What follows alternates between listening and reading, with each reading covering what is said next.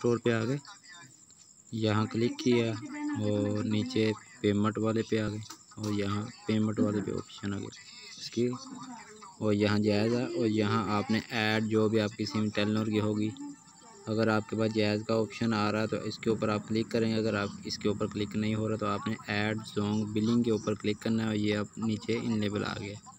इन label के ऊपर आप जैसे ही क्लिक करेंगे आपके पास ये इस तरह जो है वो ये देखें, ये जोंग का ऑप्शन आ चुका है। इसी तरह जोंग का ऑप्शन आ जाएगा। तो अगर मैं वापस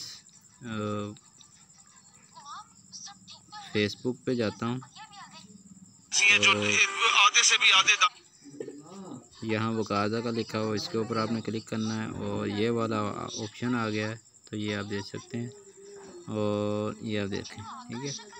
और ये देखें, पहले मेरा जायज़ आ रहा था, अब जोंग आ गया, ठीक है।